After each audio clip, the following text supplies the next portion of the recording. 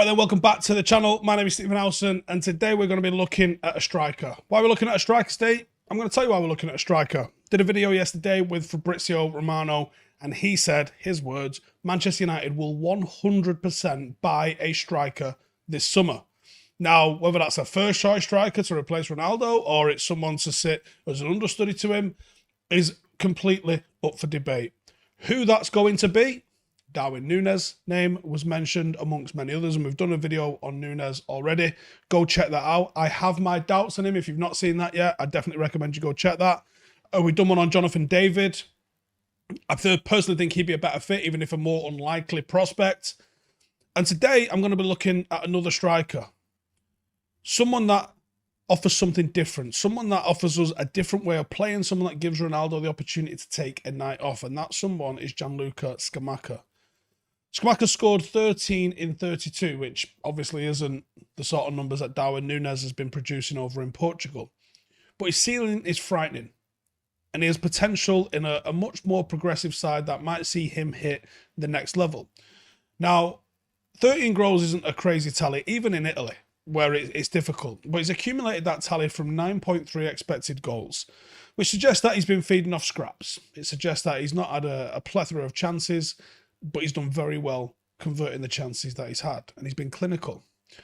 Now, the other thing that I like about him is he's an absolute beast. He's a mammoth. He's 6'5". He's been dubbed the next Zlatan Ibrahimovic for that reason, but also because he's got a touch which makes no sense. His hold-up play has been really developed. That was something that was probably lacking when he first came onto the scene, but he's grown into that with experience and also with physicality. He now seems to receive really difficult passes in the air whilst using that stature that he's got to sort of fend off his opponents. He's proven to be a fairly effective decision maker with his back to goal, which I think is a massive asset that he could bring to Manchester United. And not only is he looking to help the team retain possession, which is huge, but he's also looking to seek out avenues that will drive his team forward and turn them into potent threats in the penalties box. He's got an underrated ability to manoeuvre himself with the ball in tight spaces in and around a crowd of defenders, which can't be overstated, by the way. When you're 6'5" with a big frame and you've got the ability to dance through, that really is where the comparisons with Zlatan Ibrahimovic are coming from. That sort of style of movement. Now, ceiling-wise, if he becomes anything like Zlatan Ibrahimovic, you've got someone for the next 17 years that could play for you. I'm not quite sure he's that, but there's potential there. You know, at 23 years of age, Zlatan wasn't Zlatan. He very much became someone that really grew into who he was in his late 20s and then carried it on literally through his 30s. Now, I don't think he has the same raw power as someone like an Erling Haaland. He's a bit more wiry, he's a bit more agile for his size, but he does have enough speed to get away from defenders. Potentially on the verge of reaching the next level. I think he transitions seamlessly into the Premier League. And I think this is a gettable transfer for Manchester United. When you look at what Ten Hag has to do holistically, he probably, and there's some leaks to suggest this, he probably needs to replace a full starting 11 or bring in a full starting 11. Now, some of those options can be brought in through the academy, but I'm not sure how many first choice starters the academy has got. I firmly believe in Manchester United's academy, but to think that they could be anything more than backup first team players is probably a little bit excitable at the moment.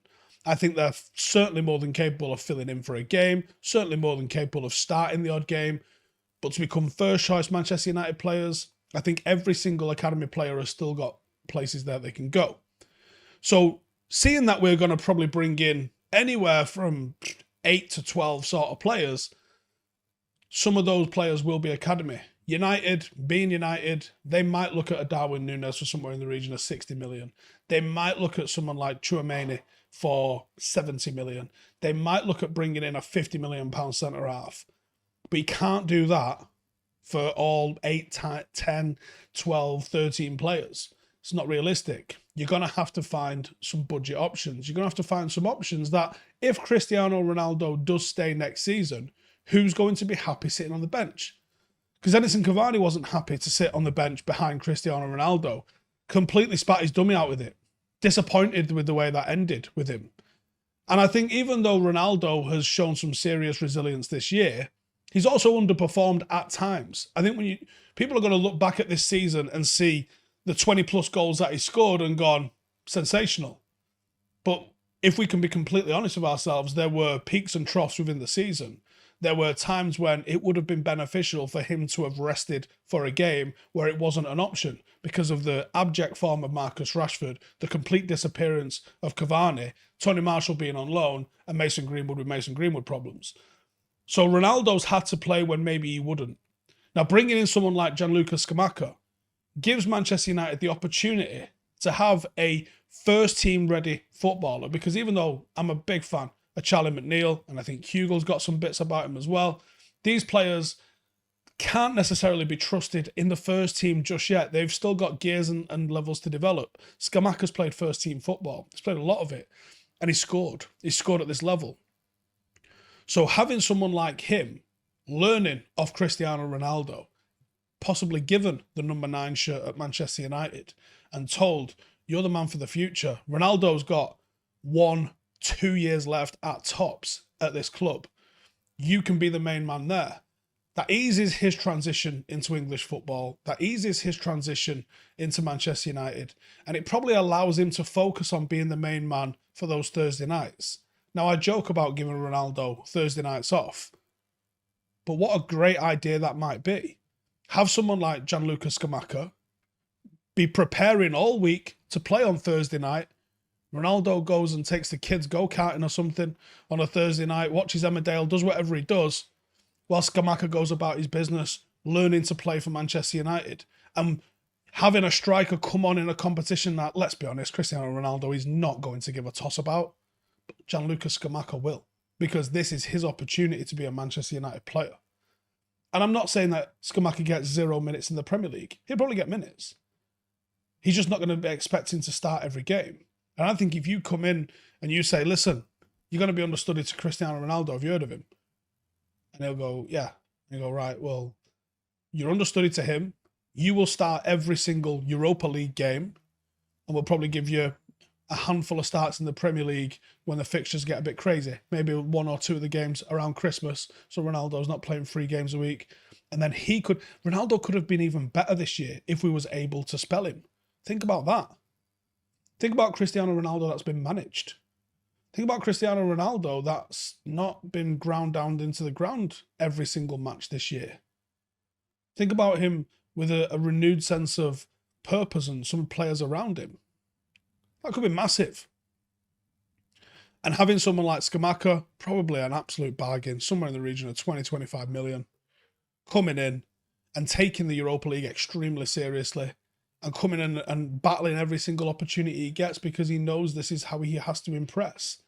That's what Manchester United need to get back to. I think it was George Graham. Fergie referenced it in his book.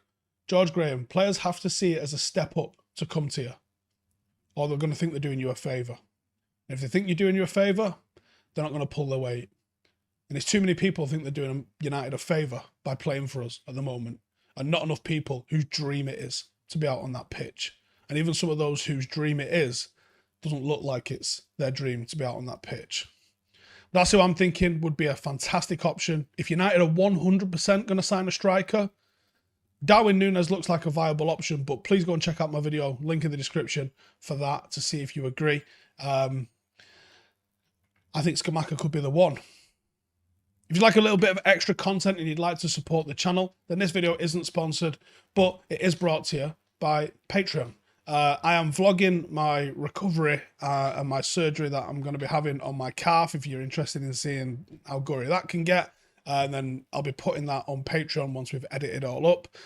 Next Saturday, we have got the rundown. If you're not aware of what the rundown is, it's fucking chaos. And if you're into that sort of stuff and you want to spend a Saturday night getting twisted with me and some of the folks in here, then come and join us. Next weekend, it's going to be myself and Ronaldo against Sophie and Janine. So if you'd like to come and get involved, hit the link in the description. Come and join the nearly 1,000 people that are supporting the channel on Patreon. And I'll see you in the next one. Laters. Hey, thank you for watching the video. If you are new around these parts, then don't forget to subscribe. My channel is proudly supported by my community on Patreon. If you'd like to get a little bit of extra content, a Discord group, meetups, five-a-side games, weekly podcasts, behind the scenes, and even an occasional bit of transfer news as and when I get it, then for the price of a pint, you can show your appreciation for the content that we make and get some goodies for doing so as well. Check the link in the description or click the button right here. You'll also find all of my socials here too if you want to follow me on any of those platforms. Nice one.